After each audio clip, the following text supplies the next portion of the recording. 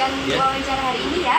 Yang selanjutnya yang ingin saya tanyakan terkait dengan program pembiasaan yang ada di MA dan Paku Wuringmangun itu seperti apa Bapak? Boleh dijelaskan? Terima kasih Mbak Sinta. Terkait dengan program pembiasaan, anak-anak itu mulai tiba di sekolah jam 06.30 kita masukkan di program pembiasaan. 06.30 anak-anak sudah ada di lingkungan madrasah. Kita awali di pertama pagi itu adalah gerakan senyum yang kita sebutkan dengan 5S. Senyum, sapa, salam, sopan, santun. Jadi anak-anak ketika datang kita ajak dengan senyum mengucapkan salam, kemudian masuk lingkungan sekolah yang tenang. Itu yang pertama, itu 06.30. Kemudian masuk lingkungan sekolah juga gerakan cinta berwudu Mas Cinta. Harapannya adalah anak-anak itu mencintai wudu, karena di balik wudu itu ada sesuatu yang luar biasa ya. Oleh karena itu ketika masuk lingkungan madrasah aliyah ini, anak-anak saya tanya, sudahkah wudu? Nah, kalau belum silakan wudu dulu dan nanti disuruh masuk kelas. Yang sudah berwudu anak-anak langsung masuk kelas. Itu yang pagi. Luar biasa. Ya, alhamdulillah.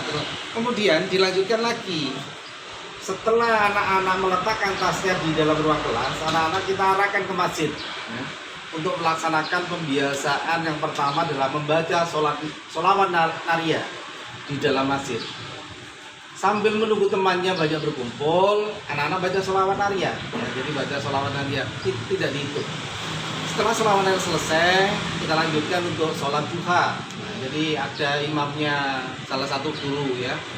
Setelah sholat duha, sholat yang sunnah yang lain dilaksanakan pada pagi itu sholat duha, kemudian ada sholat taubat sama sholat hajat. Nah, setelah selesai salam, dilanjutkan lagi pembiasaannya membaca surat yasin ya. Jadi pembiasaannya baca surat yasin sampai selesai. Itu pun bergiliran untuk membiasakan. Jadi yang memimpin itu tidak harus guru, yang mimpin juga jadi siswa, bergiliran ya. Jadi bergiliran. Melatih keterampilan siswa juga ya Pak ya. Memberi keterampilan juga.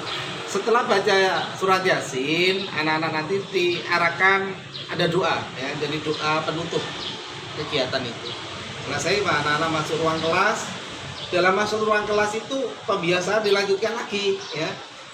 Di sana diajak berdoa oleh guru mapel yang jam pertama, diajak berdoa di situ ya. Jadi seperti biasa, robitu bila robat sampai selesai.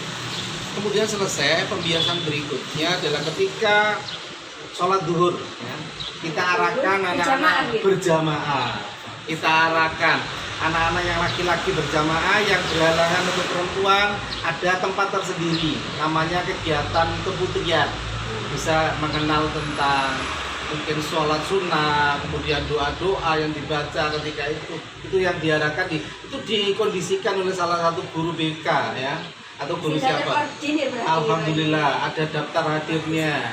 Jadi kita bisa mendeteksi siapa hari ini yang udzur, berhalangan siapa. Lebih dari 7 hari berarti kan bermasalah. Iya. Kita tanyakan pada ada masalah apa. Berikutnya ketika sholat duhur selesai dan mau pulang, anak-anak pembiasaan lagi. Mau pulang kurang 10 menit anak-anak diadakan untuk membaca surat Al-Waqiah ya. Doa yang mustajabah juga dipimpin dari ruang TU. Dan anak-anak kebetulan di sekolah kita sudah ada mic-nya dalam ruang kelas satu-satu. Ada satu-satu iya. Ya Pak. Kebetulan di dalam itu ada buku pembiasaan ya. Buku pembiasaan itu isinya ada yasin, ada waqiah, ada talil, ada istighosah dan sebagainya. Kemudian yang lain kegiatan agama itu setiap bulan sekali Mbak Sinta. Anak-anak ada kegiatan namanya ajang kreasi kegiatan keagamaan. Tampil siapa yang pembawa acara juga anak-anak, membaca waqiah anak-anak, yang ceramah anak-anak, itu memberikan bekal keterampilan tentang keagamaan.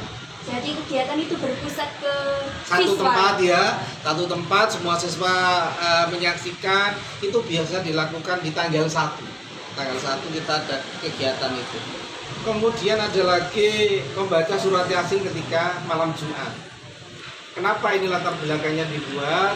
Ketika malam Jumat itu kita membiasakan anak-anak tidak keluar rumah.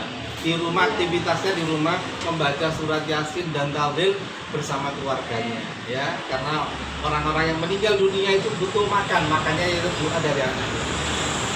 Kemudian ada pembiasaan lain yaitu darling. Darling itu adalah tadarus keliling. Nah, Bagaimana itu Pak? gini Mbak Dinda, ketika 1 bulan sekali anak-anak OSIS itu akan pindah tempat dari musola satu ke musola yang lain. Begitu kegiatannya adalah tadarus. 30 juz itu dibagi dalam semacam paguyuban anak OSIS itu membaca. Selain itu, darling itu juga selesai darling, anak-anak bisa berbakti sosial, yaitu membersihkan toiletnya, tempat wudhunya, itu kita bersihkan, itu kerjasama dengan tempat Karang Taruna yang ada. Selain itu yang tidak kalah pentingnya adalah itu bakti sosial, kemudian ada berinfak. Jadi setelah meninggalkan tempat itu, anak-anak memberikan sedikit sedekah dari MR dan paku yang dititipkan di tempat itu. Musola itu tadi. Iya. Kemudian kebiasaannya adalah Jumat putih. Setiap hari Jumat anak-anak itu pakainya serba putih, bukan pocong Mbak Gita. Putih-putih. Putih-putih ya, mulai dari tutup kepala sampai ke bawah itu yang perempuan itu pakai jubah. Kenapa ini kita munculkan program ini? Kita membiasakan Jumat itu adalah mustajabah untuk doa. Sehingga anak-anak kita sarankan pakaian putih. Tidak hanya siswa, gurunya juga pakaian putih-putih. Luar biasa Iya. sekali, Pak. Dan yang terakhir adalah Jumat bersedekah. Jumat bersedekah itu nanti gini, program OSIS punya program untuk membiasakan bersedekah. OSIS masuk kelas-kelas, kemudian disampaikan tentang programnya, kemudian baca Fatihah untuk keluarga guru atau guru yang sudah meninggal. Itu adalah program dari sekolah kita tentang salah satu yang dilakukan di madrasah ini. Itu kemudian setelah itu uangnya dikumpulkan, tapi tidak dimasukkan di sekolah, dikelola oleh OSIS. OSIS biar kalau nanti ada kegiatan keagamaan apapun, silakan pakai uang Jumat bersedekah itu tadi. Itu berapa hal yang untuk program pembiasaan. Sangat menarik sekali. Ini bisa sekali dicontoh dengan dari sekolah. Iya, saya. mudah-mudahan kita wawancara ini Mbak Cinta bisa menjadikan motivasi, kalau manfaat untuk lembaga lain, kalau mungkin kalau ada yang baik silakan diadopsi dari Raden Paku.